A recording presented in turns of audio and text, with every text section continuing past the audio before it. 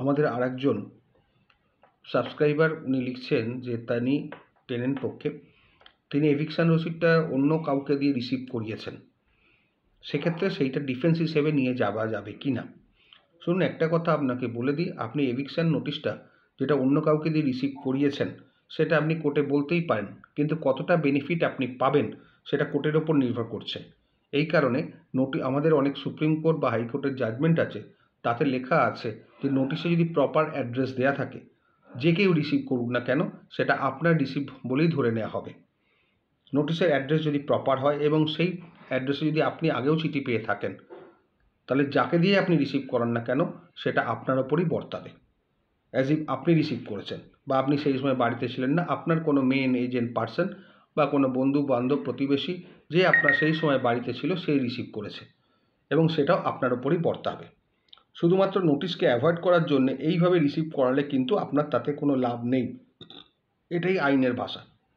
হ্যাঁ, যেখানে লাভ সেখানে হয়তো আপনি ছিলেন না, নোটিশটা ফেরত চলে গেছে লেফট বলে, সেখানে নোটিশটা প্রমাণ হলো না, বা আপনি দীর্ঘদিন বাড়িতে নেই, নোটিশ ফেরত চলে গেছে লেফট বলে, নোটিশ সার্ভ হলো না।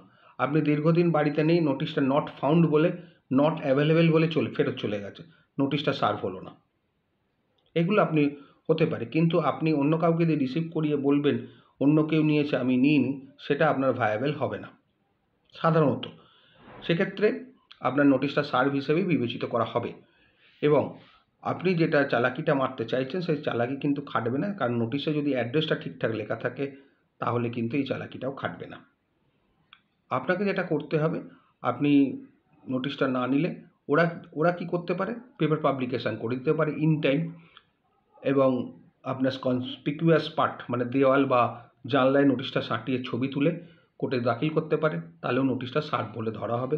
পেপার পাবলিকেশান করলেও নোটিশটা সার্ভ বলে ধরা হবে।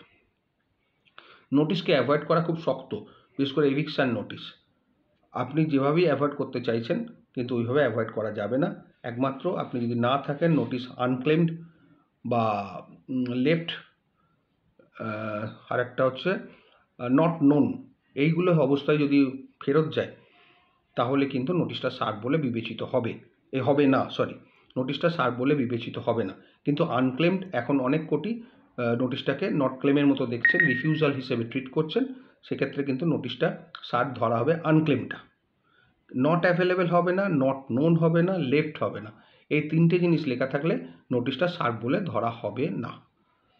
এবং নোটিশটা যদি আনসার্ভড হয়ে যায়, ওরা যেটা করতে পারেন পেপার পাবলিকেশান করতে পারেন, যেটা বললাম পেপার পাবলিকেশান করলে নোটিশটাকে সার্ভ হিসেবে ধরা হবে। সুতরাং বুঝে শুনে নোটিশকে অ্যাভয়েড করবেন, নাহলে আপনি বিপদে পড়ে যাবেন। ভালো থাকবেন।